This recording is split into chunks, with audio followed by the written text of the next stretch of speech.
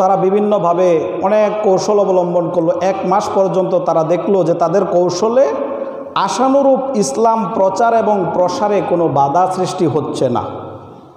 ইসলামের দাওয়াত চলতেছে, মানুষ মুসলমান হইতেই আছে।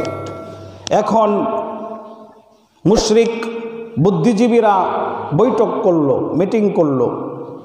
মিটিংয়ের মধ্যে সকলের রায় নিয়ে ফাইসালা হলো, এখন থেকে প্রত্যেক গোত্রপতি লক্ষ্য করবে কে মুহাম্মদের দাওয়াত গ্রহণ করে, কে মুহাম্মদের হাতে বায়াত হয়, কে বাপদাদার ধর্মের মুখে চুন কালি মেখে নতুন ধর্ম গ্রহণ করে। যে গ্রহণ করবে তার উপর এমন নির্যাতন করা হবে, যেই নির্যাতন দেখে তার গোত্রে আর কেউ যেন এই ধর্ম গ্রহণ করার সাহসটুকু না পায়। আর যে ধর্ম গ্রহণ করছে সেও যেন নির্যাতন থেকে বাঁচার জন্য আবার বাপদাদার ধর্মের মধ্যে ফিরে আসে। এটা হচ্ছে এখন মিটিংয়ের সিদ্ধান্ত।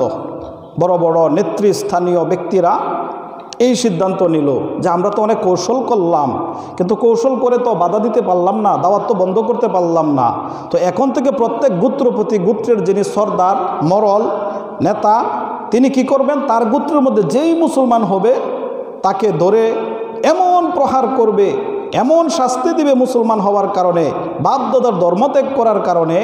তার শাস্তি দেখে যারা মুহাম্মদের ধর্ম গ্রহণ করে নাই তারা যেন মুহাম্মদের ধর্ম গ্রহণ করার সাহস আর না পায়। আর এমন শাস্তি তার উপরে প্রয়োগ করবে যেন সে নিজেও সেই ধর্ম থেকে আবার বাপদাদার ধর্মে ফিরে আসে। ভাইয়েরা আমার, এই সিদ্ধান্তের পর তৎকালীন মক্কার বড় একজন লিডার, মুশরিকদের নেতা আবু জাহেল সব চাইতে বেশি মুসলমানদের প্রতি কঠোরতা প্রদর্শন করল। আবু জাহেল যখনই সে শুনত কোনো সম্ভ্রান্ত শক্তিধর ব্যক্তি মুহাম্মদ সাল্লাল্লাহু আলাইহি ওয়াসাল্লামের হাতে বায়াত হয়েছেন, বাপদাদার ধর্ম ত্যাগ করে মুহাম্মাদের ধর্ম গ্রহণ করেছেন, আবু জাহেল তখনই সেই ব্যক্তিটাকে জনসম্মুখে অপমানিত, লাঞ্ছিত করত।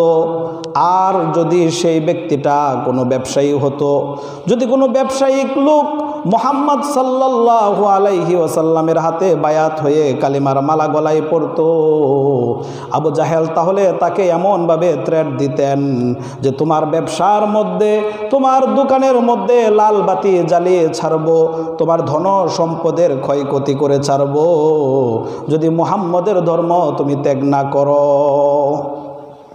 আর যদি সেই ইসলাম গ্রহণকারী ব্যক্তিটা সাধারণ কোনো মুসলমান হতো, গরিব ব্যক্তি হতো, তাহলে তাকে এমনভাবে প্রহার করতেন যেটা পাষাণ্ড মানুষের হৃদয়েও যেটা গ্রহণ করতে পারবে না। আবু জাহেল এবং তার নেতৃত্বে কিছু সংখ্যক লোক হযরত আম্মার ইবনে ইয়াসির রাদিয়াল্লাহু তাআলা আনহুকে উত্তপ্ত বালুর মধ্যে শুইয়ে দিয়ে পাথর দ্বারা চাপা দিয়ে শাস্তি দিতেছিল। আল্লাহর নবী সাল্লাল্লাহু আলাইহি ওয়াসাল্লাম রাস্তা দিয়ে হাঁটার সময় আম্মার এবং তার পরিবারের এই শাস্তি দেখে তাদেরকে বলেন, হে আম্মারের পরিবার, হে ইয়াসিরের বংশধর, তোমরা ধৈর্য ধারণ করো এবং তোমরা জান্নাতের সুসংবাদ গ্রহণ করো।